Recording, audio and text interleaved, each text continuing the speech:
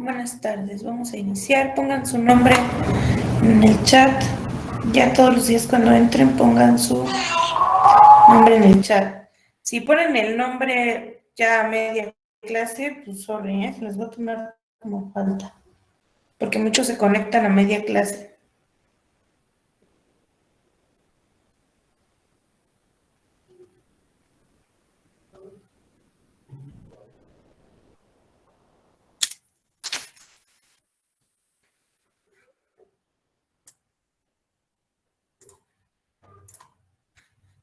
Entonces, ayer nos habíamos quedado en la mutarotación. Ay, no es cierto. En la estructura cíclica de los monosacáridos. Ya.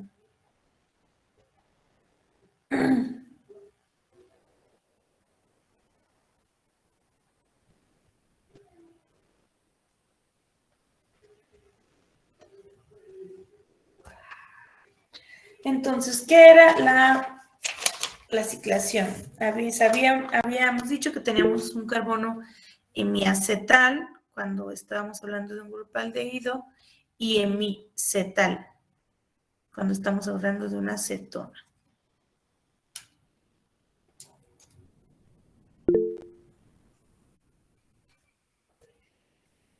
Ahí.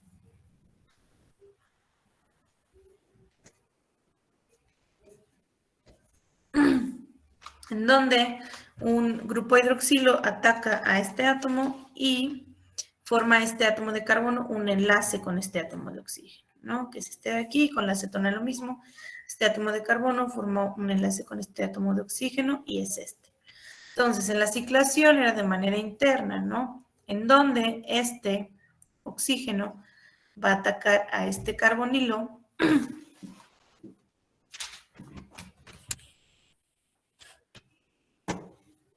para formar un enlace entre este átomo de oxígeno y este átomo de carbono, que es el carbono hemiacetálico, ¿no? Y va a quedar aquí. Entonces, este carbono hemiacetálico se va a convertir en el carbono anomérico. Este es el carbono anomérico. Y entonces, dependiendo de la posición en la que quede este oxígeno que está aquí, que sería este hidroxilo, o este de acá, vamos a tener un isómero beta, que es un anómero beta o un anómero alfa.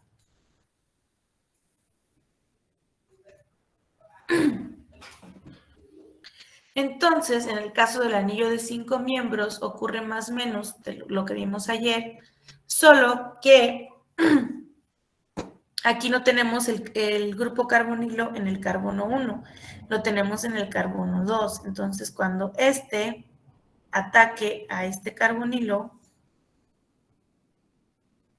vamos a formar un anillo de 5 miembros, porque si cuentan los carbones aquí son 1, 2, 3, 4, 5, solo son 5 átomos, ¿no?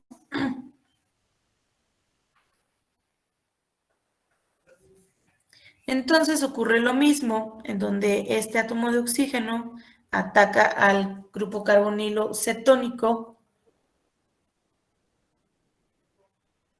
para formar dos estructuras. Este es el carbono hemicetálico que se va a transformar en el carbono anomérico y va a formar un enlace con el átomo de oxígeno. Entonces, otra vez, dependiendo de en qué posición quede, si arriba o abajo, el ion hidroxilo, que es este oxígeno, vamos a tener un anómero beta cuando queda hacia arriba y un anómero alfa cuando queda hacia abajo, ¿no? Entonces pasamos de una D-fructosa a una alfa-D-fructofuranosa cuando está hacia abajo o una beta-D-fructofuranosa cuando está hacia arriba y tenemos dos anómeros.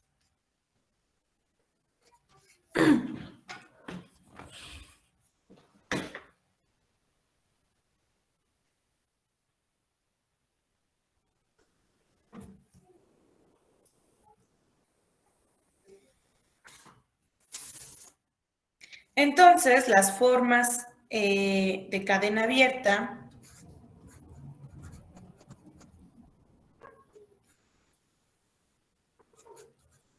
van a poder pasar a sus formas cíclicas,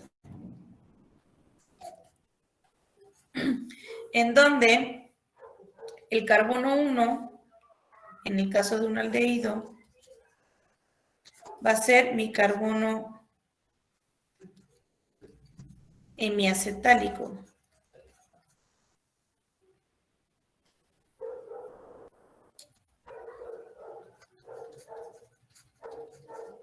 Y acá el carbono 2, que es el que tiene el grupo carbonilo, cetona, va a ser mi carbono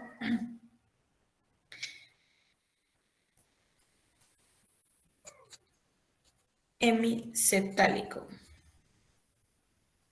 Que una vez que ocurre la reacción de ciclación,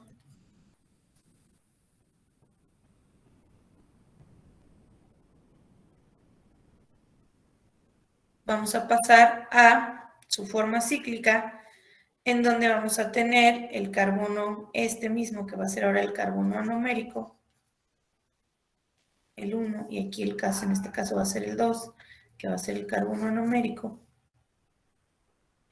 Y vamos a poder obtener tanto la alfa de fructofuranosa como la beta de glucopiranosa, perdón.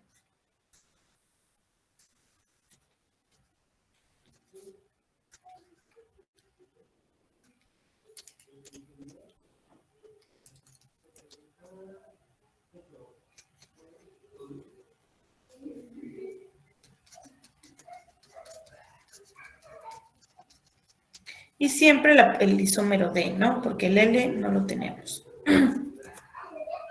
Entonces, esta sería una forma más visual, por así decirlo, de cómo ocurre la ciclación.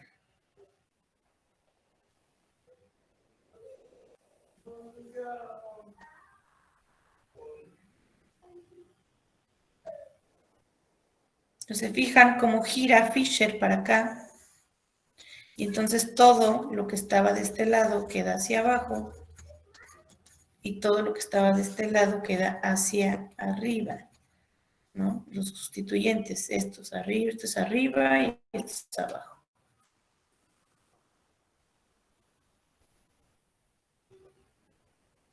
Todos estos están hacia arriba y los otros hacia abajo. Entonces, eso sí no va a cambiar, lo único que siempre va a cambiar va a ser la posición de este, ¿no? Que a veces puede estar acá arriba y entonces vamos a tener los anómeros alfa o beta.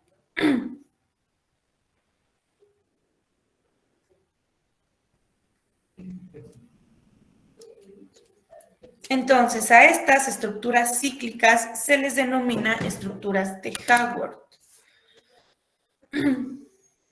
Entonces, estas estructuras cíclicas de los azúcares, como piranosas o como furanosas, es la más utilizada, ¿sale? Esta es la que más se encuentran en los libros, la de Haworth. ¿Por qué? Porque nos muestra una estructura mucho más fácil, puesto que otra vez estamos viendo moléculas planas, cuando no son así. ¿Sale? Esto es una representación simplemente para hacerlo más fácil de ver, ¿no?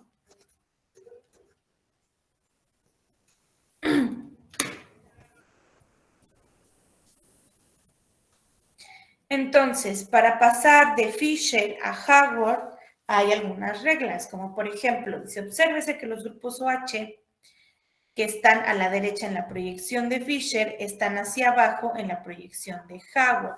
Esto se puede ver aquí en cómo gira Fischer, ¿no? Pues les decía, como las que están del lado derecho quedan hacia abajo, vean cómo gira la molécula. Y entonces todo lo que está aquí en la derecha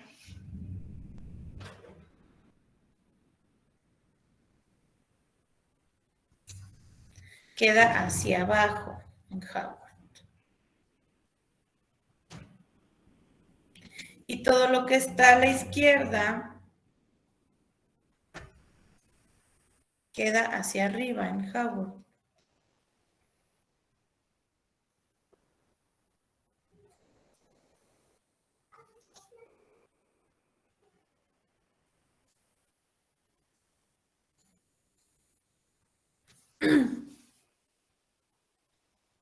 Entonces, van a poder observar a veces este tipo de representaciones donde ya están diciendo que aquí está la molécula ciclada.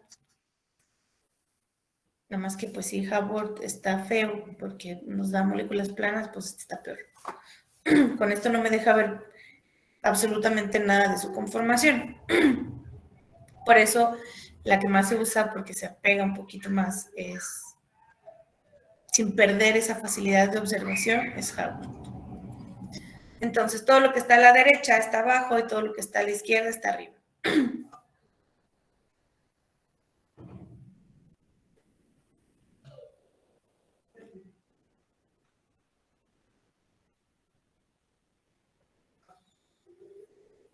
Mientras que el CH2OH, que es el grupo 6, este que está aquí abajo,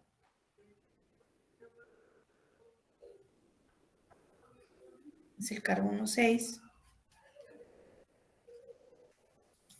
está en la posición hacia arriba en la familia D, que es la que tenemos en el cuerpo. Entonces siempre va a estar hacia arriba cuando estemos hablando de carbohidratos del humano.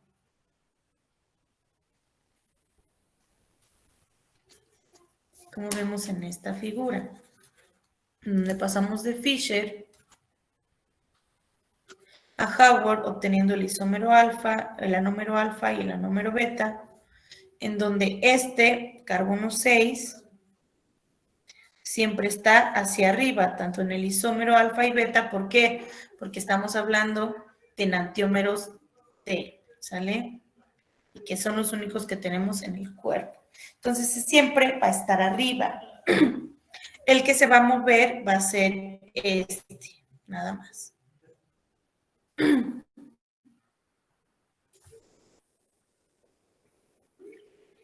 Entonces, para hacer las proyecciones de Haworth o pasar de Fischer a Haworth, tenemos que tener a Fischer en la mente o en la libreta dibujada.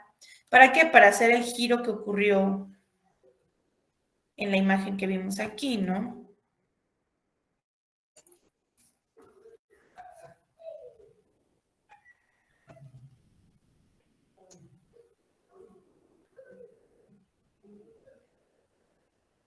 Esta gira hacia esta dirección y así todo lo que está aquí va a quedar abajo y todo lo que está acá va a quedar arriba.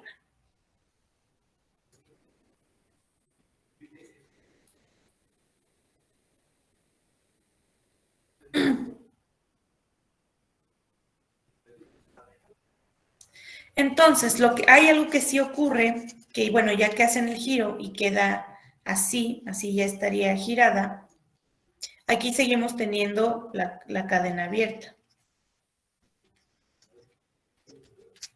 Y lo que va a ocurrir es que este átomo de oxígeno, que está en el carbono 5, que sería este, si se fijan, queda hacia abajo, que está del lado de este lado. Pero, sin embargo, acuérdense que yo les dije que este es el que ataca a este de acá. Entonces, estereoquímicamente hablando, no está en la posición correcta.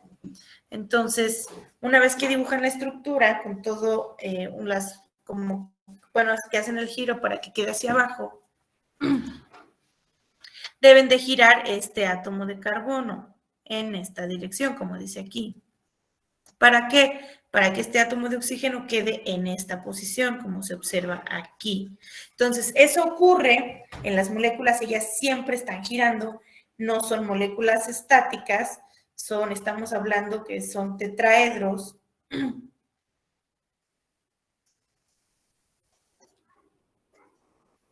Y esto siempre está girando porque no son enlaces duros como los enlaces dobles o triples, no son rígidos. Esto siempre está girando. Entonces eso va a ocurrir molecularmente. Ustedes en el papel lo tienen que hacer obviamente porque esto va a ocurrir. Entonces cuando la molécula está girando aquí y tiene esta posición es cuando ocurre el ataque. ¿Por qué? Pues porque está en la posición correcta. Aquí ya giró. Y entonces ataco al carbono hemiacetálico y se forma el enlace.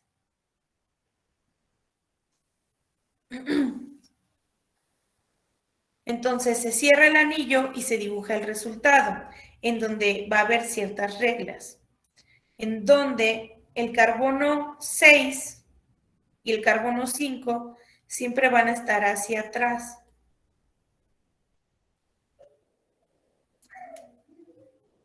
Entonces, esta parte que está en negrito oscuro es adelante. Y esto es hacia atrás. Pongamos una línea aquí. Esto es hacia atrás, ¿no? Entonces, si ponemos esa misma línea aquí, si se fijan, tanto el carbono 5 como el carbono 6 y el átomo de oxígeno quedan atrás, ¿sale? Y eso es una regla. El átomo de oxígeno, el carbono 5 y 6 siempre deben de estar hacia atrás y el átomo de oxígeno siempre debe estar hacia atrás a la, aquí dice, ¿no? A la derecha. Se cierra el anillo, bla, bla, bla, bla, bla, bla, bla, bla. El C1 puede encontrarse hacia arriba, ahí aquí no dice. Siempre queda hacia atrás a la derecha, ¿no? Aquí atrás.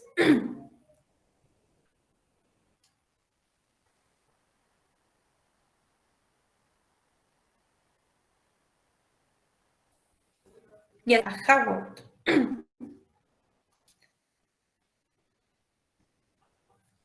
En los anillos de 5 miembros, pues es lo mismo, ¿no?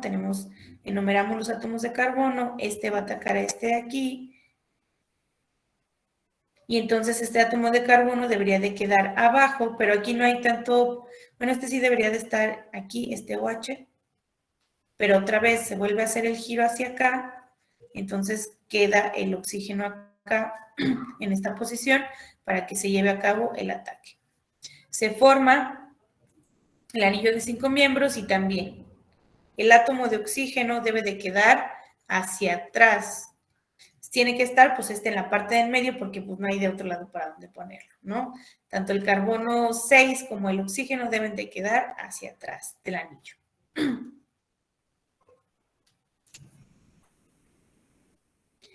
Hay otro tipo de estructuras que estas son las correctas para representar a los carbohidratos, que son las conformaciones de silla o las conformaciones de bote o nave.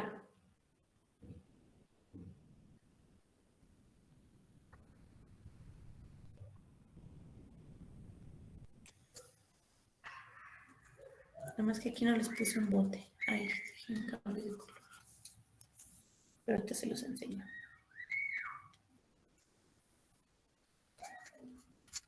En donde las sillas es para las aldohexosas y los botes para las aldocetosas. Aldocetohexosas, perdón. Para las cetohexosas, ¿cuál es? Es decir, este es para aldehídos y está para cetonas. ¿Por qué? Porque la silla es un anillo de 6 miembros y el bote es un anillo de 5 miembros. Entonces, estas estructuras, ¿por qué son las reales? Bueno, porque si se fijan aquí, sí estoy observando el tetraedro tal cual. ¿Sale? Veo quién está delante del plano, quién está sobre el plano y quién está atrás del plano. Veo tal cual la estructura tetraédrica de mi molécula.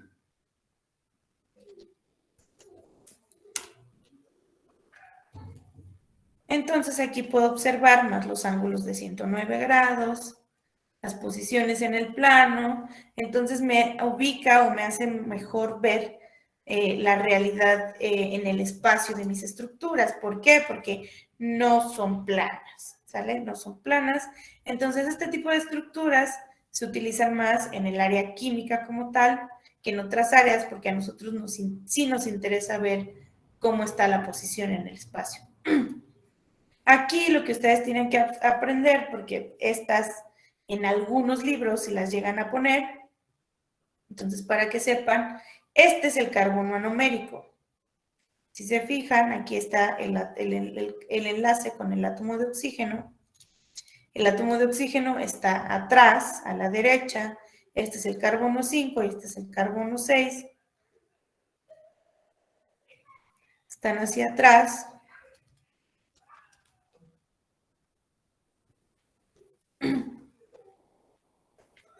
Y aquí la diferencia es que, como otra vez esto es una estructura netamente conformacional, no voy a tener arriba o abajo porque no estoy hablando de moléculas planas, voy a tener axial y ecuatorial. En donde axial es cuando están hacia arriba o hacia abajo, pero completamente rectas, y las ecuatoriales, estas que están como acostaditas.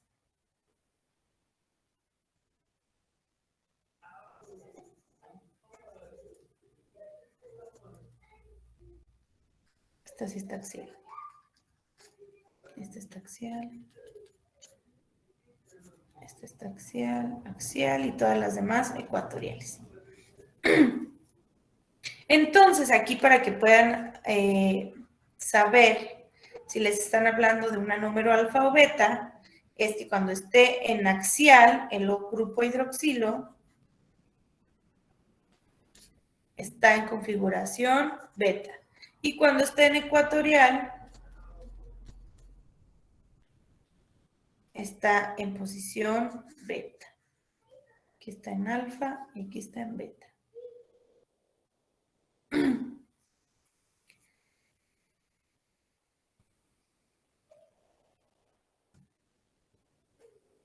Entonces, como pasamos de una Howard, siempre me confundo con Harry Potter, de Howard a silla, pues simplemente ponemos todos los sustituyentes hidroxilo en ecuatoriales. Y bueno, este siempre va a cambiar, ¿no? Cuando esté en axial va a ser alfa y cuando esté en ecuatorial va a ser beta. Pero de ahí en fuera todos se quedan en forma ecuatorial y así es fácil pasar de Howard a silla. Entonces aquí tenemos el carbono 1, 2, 3, 4, 5, 6. Y aquí tenemos el carbono 1, 2, 3, 4, 5, 6. Y si se fijan, todos los sustituyentes están en ecuatorial en ambas estructuras.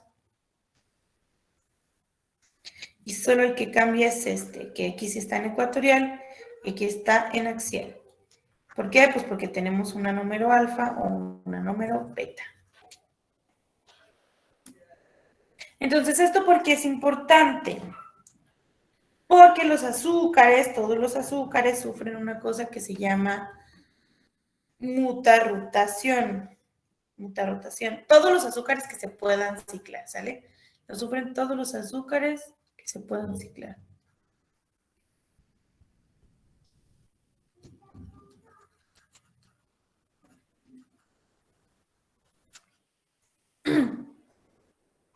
Entonces, ¿qué es la mutarrotación? Bueno, yo voy a tener mi forma abierta, ¿no?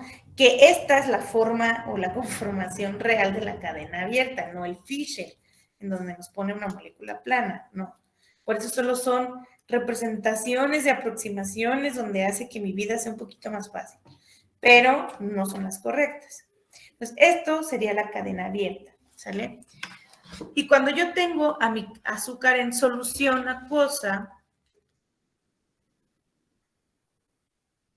voy a tener varios equilibrios, en donde voy a pasar de la cadena abierta a la cadena cerrada, formando el isómero alfa, y luego de aquí voy a pasar a la cadena abierta otra vez, para de aquí volver a ciclarme, pero ahora en el anómero beta, y luego de aquí voy a romper el ciclo y voy a pasar a la cadena abierta, para pasar nuevamente a la cerrada en el alfa y así, ¿no? Otra vez me abro y paso a la beta, otra vez me abro y de aquí paso. Y es pues un equilibrio, ¿no? Porque estoy pasando, me estoy interconvirtiendo de la cadena abierta a la cerrada con ambos anómeros. Siempre voy a tener ambos anómeros. Entonces, a esta interconversión de cadena abierta a cerrada alfa, de cerrada a abierta y de abierta a beta, se llama mutarrotación. ¿Sale?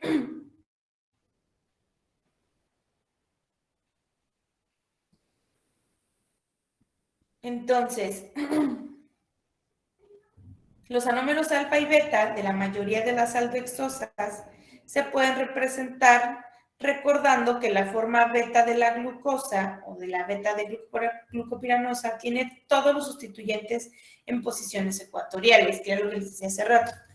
Aquí, en este tipo de estructuras de silla, es mucho más fácil saber quién es ecuatorial y es axial, que diga quién es alfa y beta, puesto que todos los sustituyentes van a estar en ecuatorial y el único que va a cambiar va a ser el del carbono anumérico. ¿Sale? Entonces, cuando esté en axial, pues ya saben que es beta.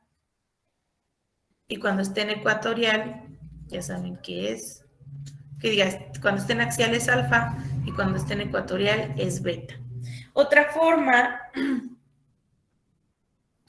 de identificar rápidamente al carbono anomérico es porque es el único átomo de carbono que tiene enlaces con 2 átomos de oxígeno.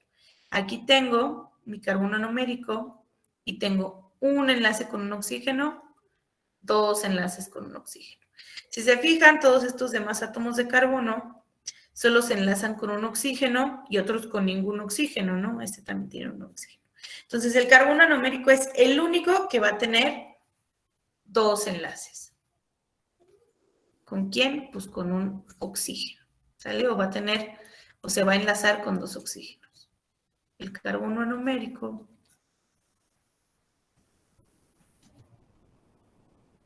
es el único átomo de carbono que se enlaza con 2 oxígenos.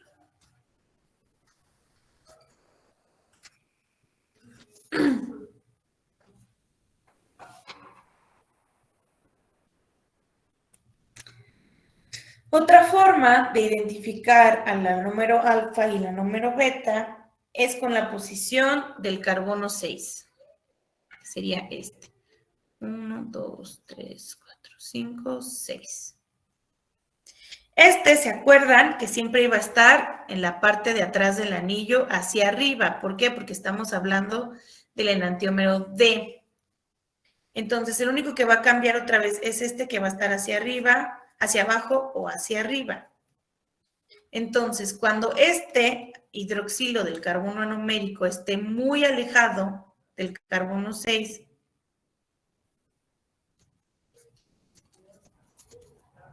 es decir, en posición trans, va a ser el carbono, el anómero alfa.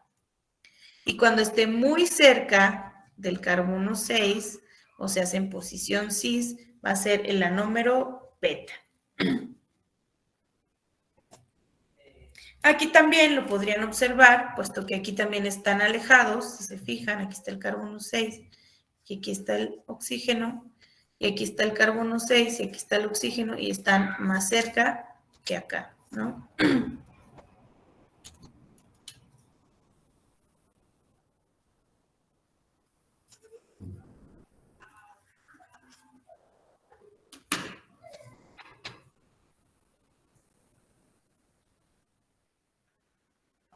Entonces, en resumen, vamos a tener, ay, nunca les enseñé el bote, fíjense, los enseño aquí. El bote es para las furanosas.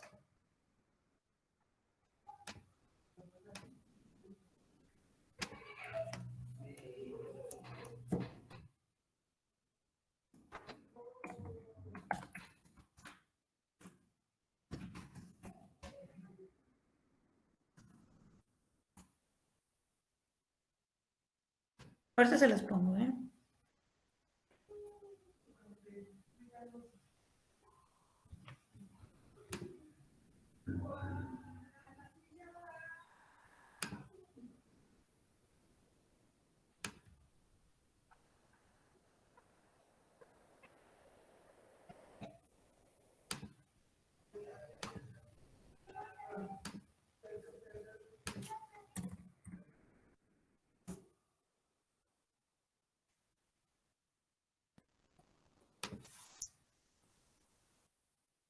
Este es un bote.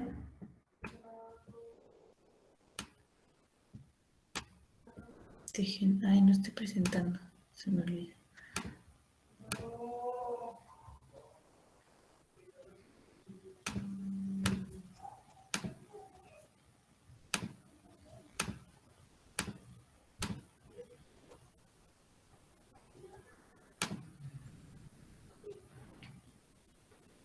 Este es un bote. Creo que si se las pongo en la presentación será mejor. Ahí está. En donde aquí está el anillo de 5 miembros, ¿no? Es un anillo más chiquito. 1, 2, 3, 4, 5 y el átomo de oxígeno. Y así como que en 3D se vería así, como que tiene este en la manita. Como ese. Y la silla se ve así. Ahí.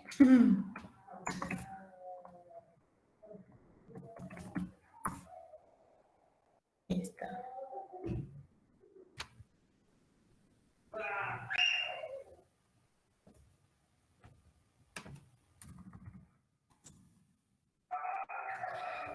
Buscando como la que les enseñé con los palitos.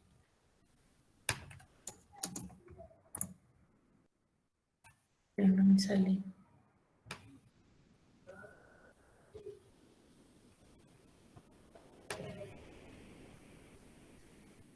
Sería como este.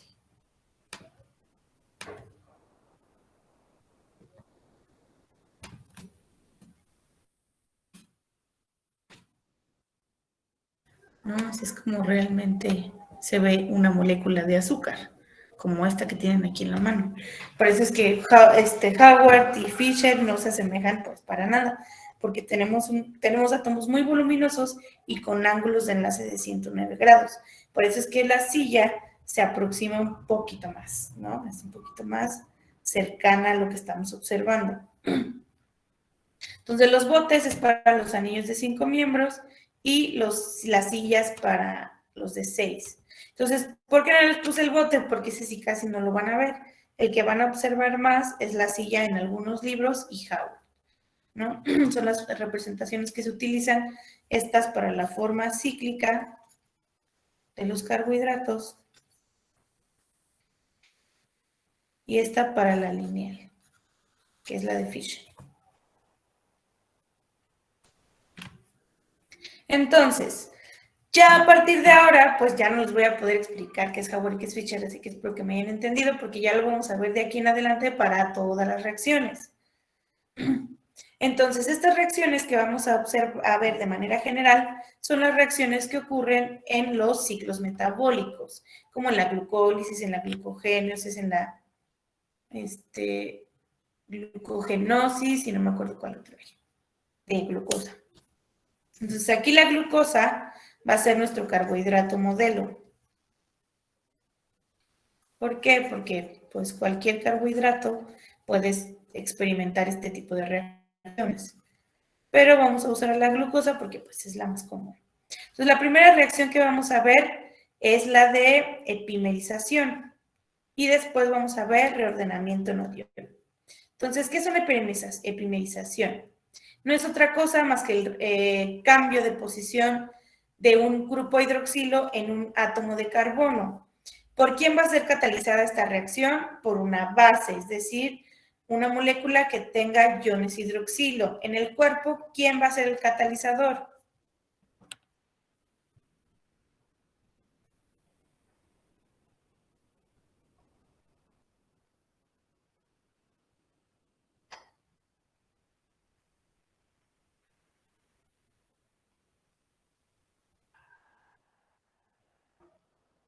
En el cuerpo humano, ¿quién va a ser el catalizador de esta epimerización?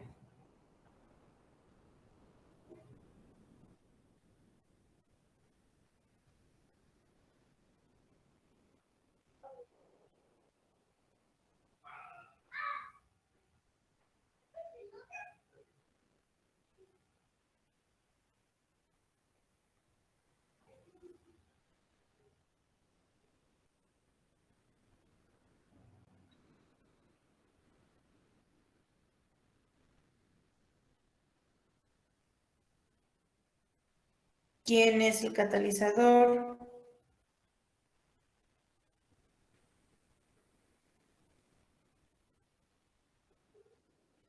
Bueno, por eso sacaron 2, 3 en su examen, 4. Creo que por ahí hay un 7, si acaso.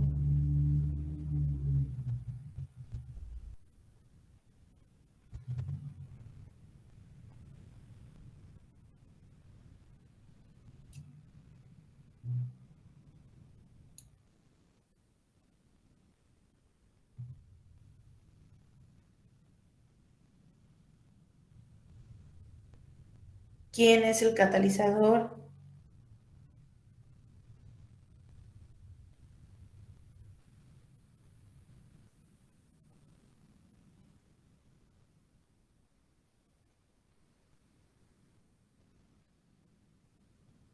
Las enzimas. Las enzimas. Dios mío.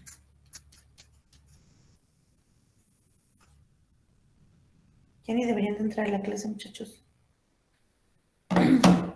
Ya reprobaron la mayoría, van a recursar.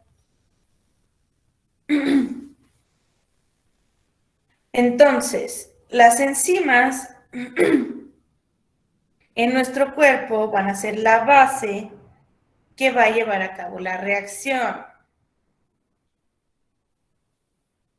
Entonces tenemos a D-glucosa, donde esta es la estructura de la D-glucosa, y va a venir la base, en este caso aquí vendría la enzima, y va a quitar un protón de la estructura. Cuando yo quito este protón, el par de electrones que está aquí se deslocaliza hacia el carbono y formo un carbocatión. Este carbocatión es altamente reactivo e inestable, por lo que van a ocurrir deslocalizaciones electrónicas rápidamente para estabilizar a este carbocatión. Entonces, lo que va a pasar aquí es que esta carga se va a venir para acá y por ende esta hacia acá, porque un átomo de carbono no puede tener 5 enlaces. Entonces se forma este enlace doble, ¿sale? Y a este mecanismo intermediario que va a surgir en la que esto va a formar parte del complejo enzima-sustrato, porque este es el intermediario de reacción.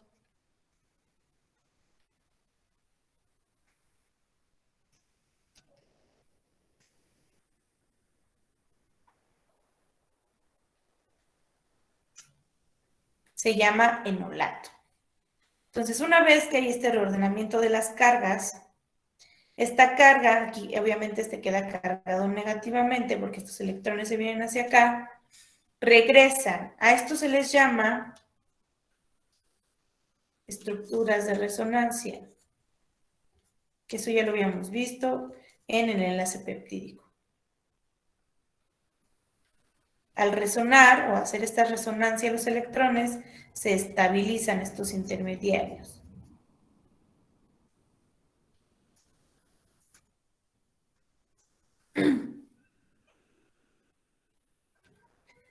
Entonces, al regresar esta carga, evidentemente otra vez el carbono no puede tener 5 enlaces, entonces este par de electrones jala a quién, a otro protón, el que se llevó la misma enzima, ¿no?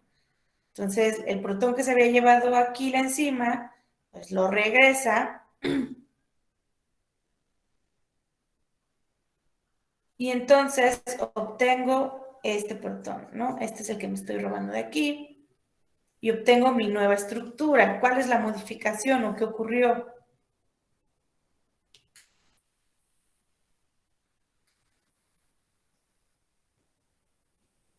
Este grupo hidroxilo que estaba en el lado derecho pasó al lado izquierdo.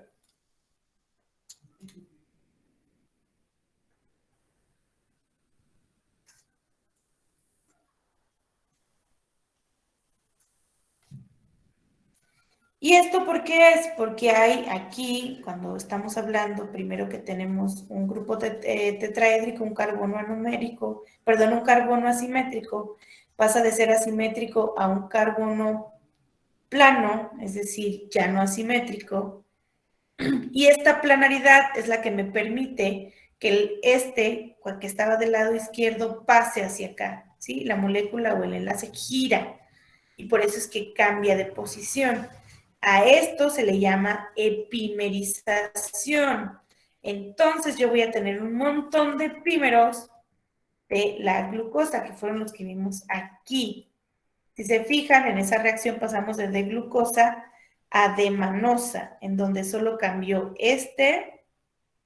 de lugar aquí. Entonces, esta molécula evidentemente sufre una epimerización y entonces la manosa es el epímero en C2 ¿de quién? De la glucosa.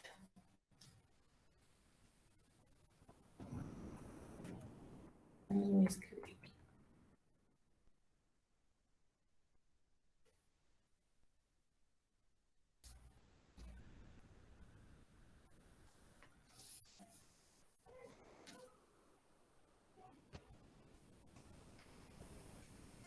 La D-manosa pasamos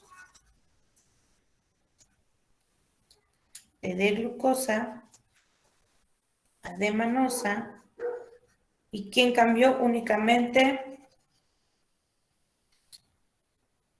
1, 2, 3, 4, 5, 6. Solo cambió carbono 2. Entonces la manosa es el epímero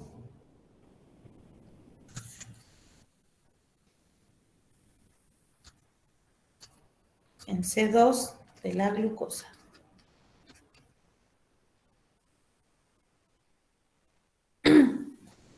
Entonces, la que se van a tener que aprender bien dónde y cuándo están ubicados los átomos de oxígeno es de la glucosa. Para que sepan, si yo les pongo acá una estructura en donde en vez de cambiar a este de lugar, cambio a este, tienen que saber qué es el epímero en quién. 1, 2, 3 en el 4. ¿De quién? De la glucosa. ¿Vale? La siguiente reacción es el reordenamiento enodiol, el cual está catalizado por una base. Esa base, ¿quién van a ser? Las enzimas, ¿no? Que son mis catalizadores del cuerpo. Esto evidentemente ocurre en un matraz, ¿verdad? Porque estas reacciones las saqué de un libro de química orgánica.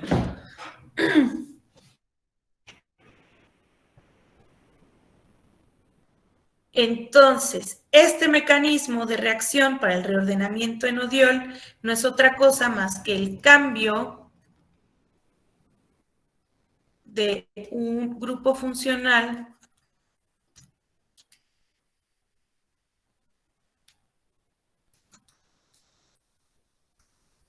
aldehído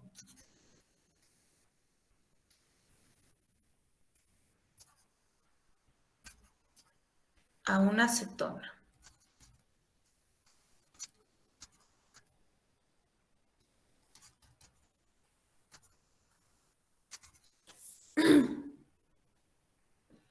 Entonces, aquí lo que va a ocurrir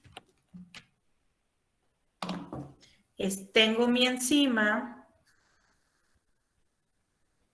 que se va a llevar el átomo de hidrógeno y voy a volver a formar el carbocatión, donde ese carbocatión se va a estabilizar resonando la carga hacia acá y formando este enlace doble, solo que aquí se salta en el carbocatión.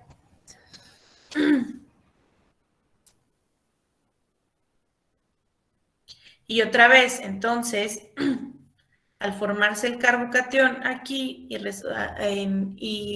resonar los electrones hacia acá, estos van a pasar para acá, ¿no? Y aquí ya nomás aparece el átomo de oxígeno negativo. Entonces, ese se va a volver a llevar el protón de quién, el que se llevó la enzima, ¿no? Porque acuérdense que la enzima no sufre modificaciones, así como aquí se protonó, acá se va a desprotonar.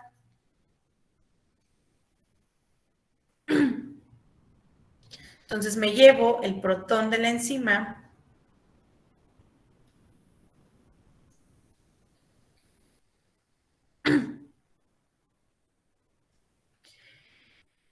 y formo un grupo hidroxilo. Entonces, ahora lo que va a pasar es que otra vez la enzima se va a llevar ahora el hidrógeno de este hidroxilo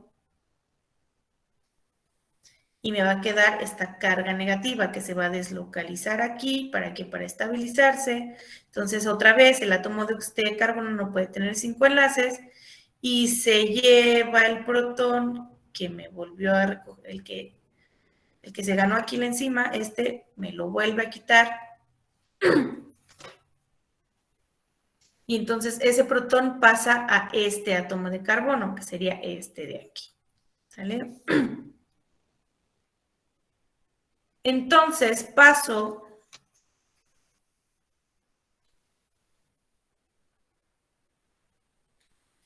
de un grupo aldehído que tenía aquí a una cetona. ¿Gracias a qué? A puras protonaciones y desprotonaciones, ¿no? Que estuvieron intercambiándose entre la enzima y el azúcar. Entonces gané estos protones y este grupo hidroxilo, ¿sale? Que pues básicamente es lo que está aquí, ¿no? Nomás lo cambié de lugar casi. Entonces paso de D-glucosa a D-fructosa. Paso, es decir,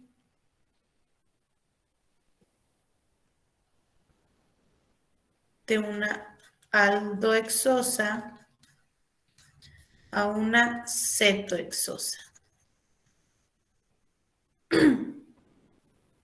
Entonces, en el metabolismo de los carbohidratos tiene lugar un montón de reacciones catalizadas por enzimas en donde hay un montón de reordenamientos en enodioles.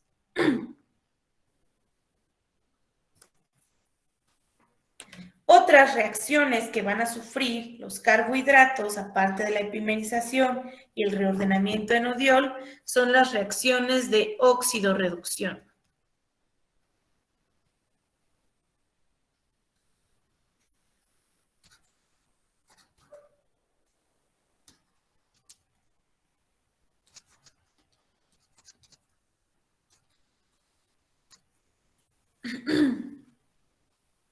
En donde la oxidorreducción no es más que un intercambio de electrones. En donde la especie oxidada pierde electrones y la especie reducida gana electrones. Sin embargo, en química orgánica surgió una versión, de hecho que es la primera, esta versión de química orgánica históricamente es la primera, la primera definición de oxidorreducción. En química orgánica lo describen como la pérdida o ganancia de átomos de oxígeno. ¿Por qué esta no es la correcta y esta sí? Pues porque hay moléculas metálicas o sales como sodio, cloro, que son halogenuros de alquilo, que están oxidándose y reduciéndose y en ningún momento aparece la pérdida o ganancia de oxígenos.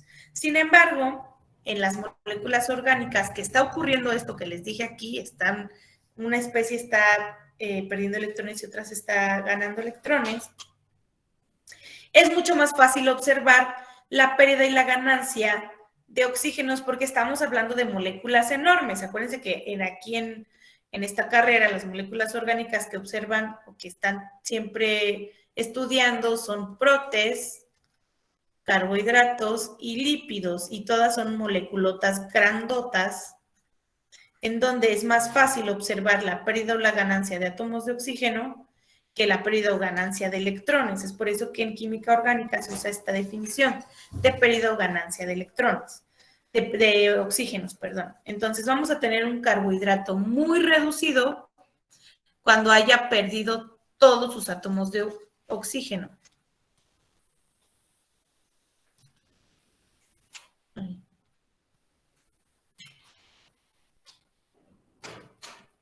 Salió cualquier molécula en general, de vamos a ponerlo así. Una molécula orgánica va a estar muy reducida cuando no tenga átomos de oxígeno.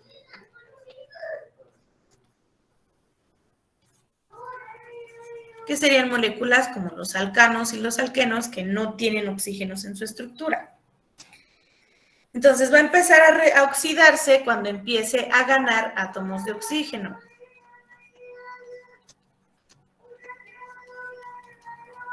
En donde vamos a ver grupos funcionales como los alcoholes, los aldehídos y las cetonas, que es lo que vemos en los carbohidratos, ¿no? Estos, a los aldehídos y las cetonas, se les denomina grupos carbonilo. Cuando esté ya muy oxidado,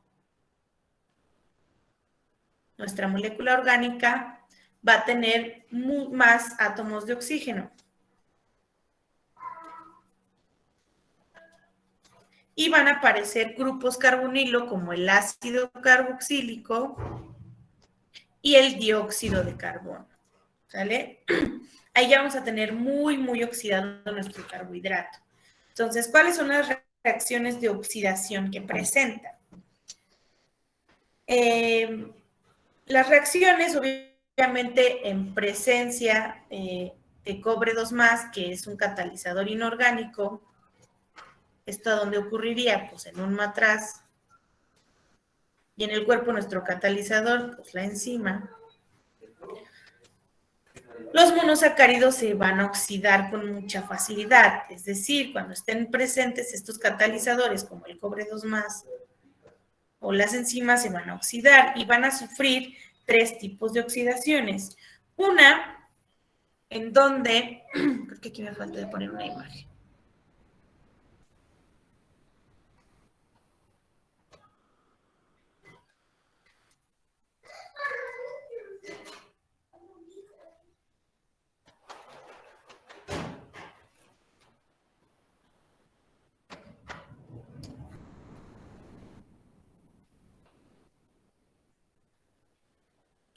Ahí está. En donde aquí en la primera oxidación, el único que se va a transformar es el grupo aldehído.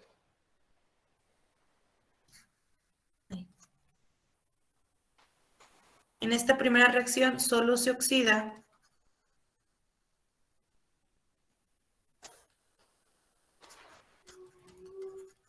el aldehído.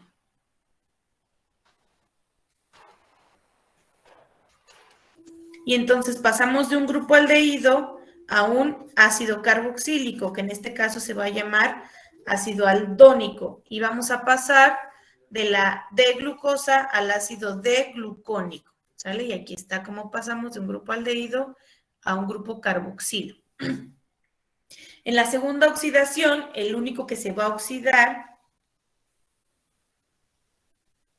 va a ser el carbono 6.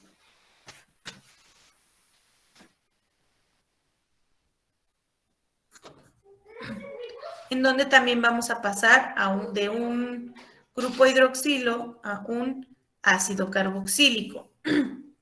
Como dice aquí, se oxida el hidroxilo del grupo terminal para dar lugar a un ácido urónico. Entonces aquí podemos ver cómo pasamos de un OH a un ácido carboxílico y pasamos de D-glucosa a ácido D-glucurónico. Y en la última oxidación se van a oxidar ambos.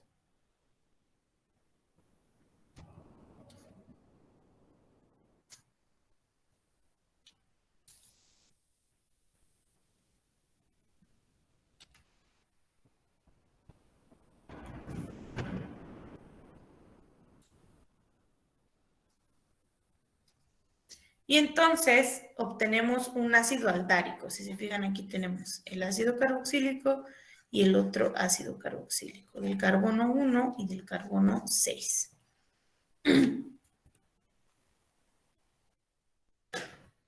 Entonces, hasta aquí le vamos a dejar.